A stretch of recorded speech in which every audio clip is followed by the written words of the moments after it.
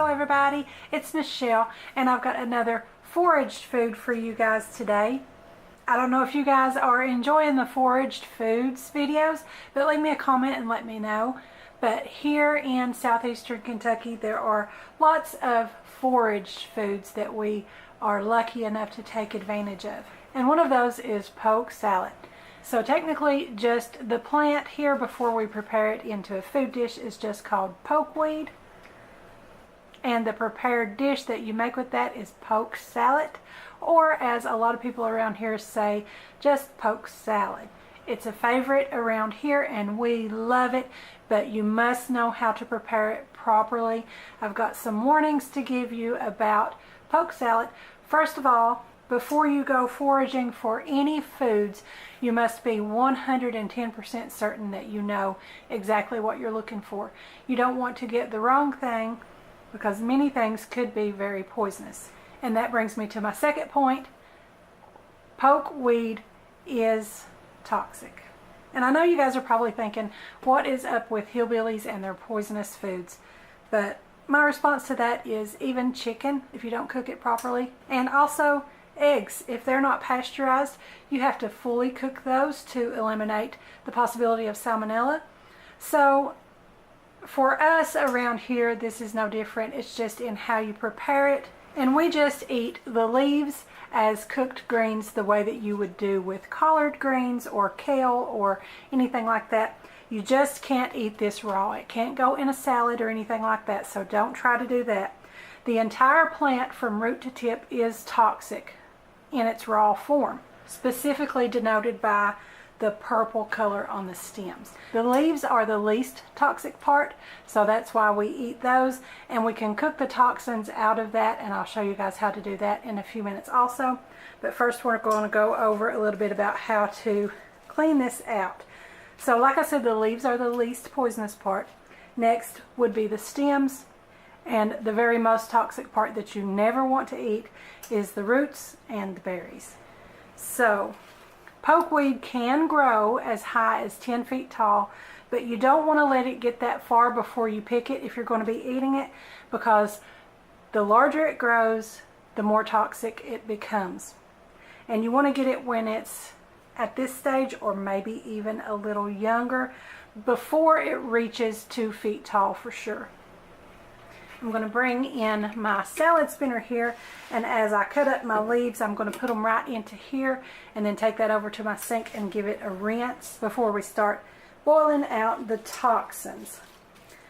Okay, so a lot of people will take the leaf and pull it off and peel that, and as you can see, that gets your stem right back down to green, and you can get rid of that purple part which denotes the toxin, and you can use that. And a lot of people will then finish peeling the stems and put some of those in as well.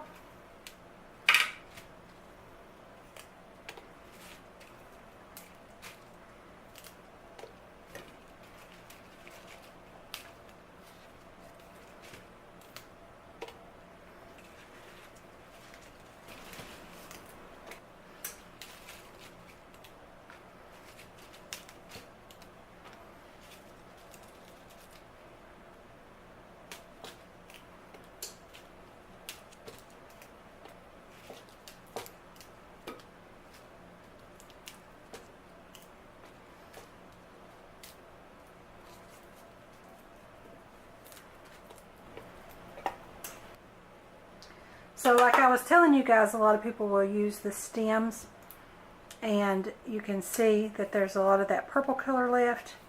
And if you want to go ahead and peel that and make sure that all of the purple is gone, then you can throw that into your dish as well.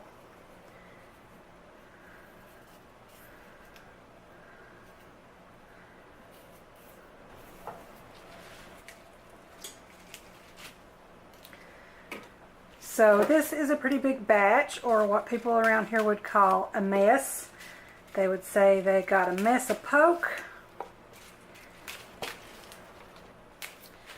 Also, on some of these larger leaves that have sort of that purplish color going up the back of the leaf, I'm going to go ahead and give that a peel to get rid of as much of that purple as I can before we take it to the stove, because like I said, that purple is what denotes the toxins. So just kind of peel that off anywhere you can to be on the safe side.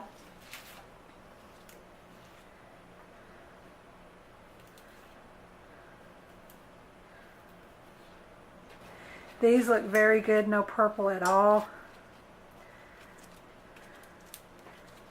Still have to cook it though. Never try to eat raw poke salad. You will get very sick.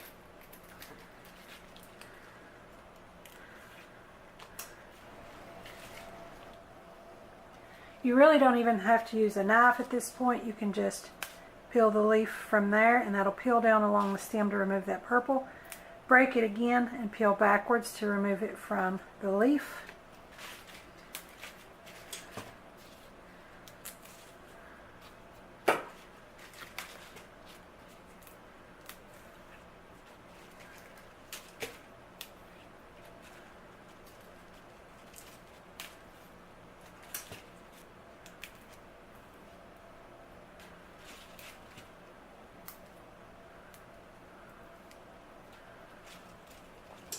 As a matter of fact, the purple part probably peels much easier if you do tear it rather than cutting it.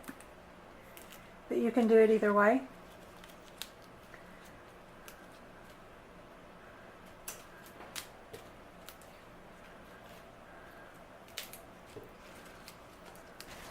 Now here is a very large one, and you can see there's a lot of purple color starting to come onto the leaves. I'm just going to set those aside and not use those. Some of the ones more toward the top you can go ahead and use. So I'm going to finish taking off the rest of my leaves. Take this over to my sink and give it a rinse and then a spin out, and I'll be back to show you guys what we do next.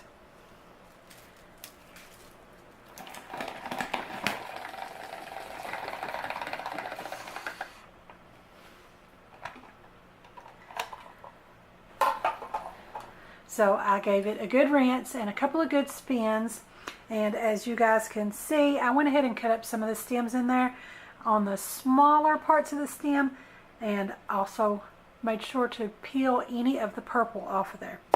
So we are ready to take this over to the stove and start boiling out the toxins. Okay, on my stove top I've got a big pasta pot with the strainer insert that I've had on high, bringing that water up to temperature. It's kind of steaming right now, but not quite boiling. I'm going to go ahead and add in my poke.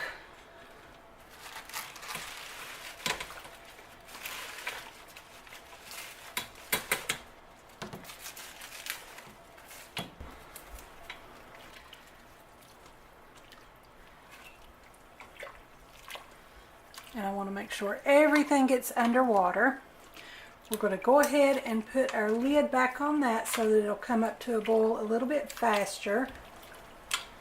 And do the same process over for 3 boilings to make sure that all the toxins are gone. Okay, we're getting a little bit of a rumble in there. You want to make sure that it comes to a full rolling boil. And it is. Just make sure that all of that is down in the water.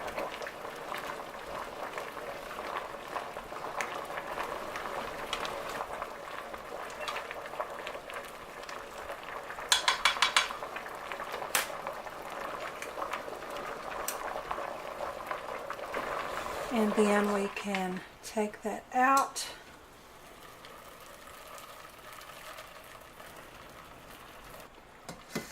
And I'm going to set that aside.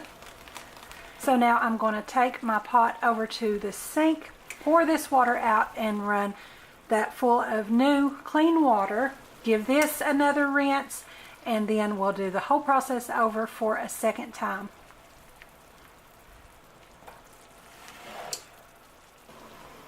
And I'm going to get that back in there, making sure my water's hot before it goes in, but not quite to a boil yet. We want that to come up to a boil in the water. And we've got a nice full rolling boil again for a second time. So again, I'm going to let that continue to boil. And I like to stir it around in the meantime, making sure that none of those leaves are stuck together and we get a good boil on all sides of everything to make sure all that toxin cooks out. Okay, so again, this has been at a full rolling boil for about 10 minutes. And again, we can take that out. I'm going to drain everything away. And again, I'm going to give that a rinse. And I'm going to take this over to the sink, change it out for clean water, bring it to a boil again, and we'll do the whole process for a third time. And now we have our third rolling boil, so we're going to let that boil for another 10 minutes.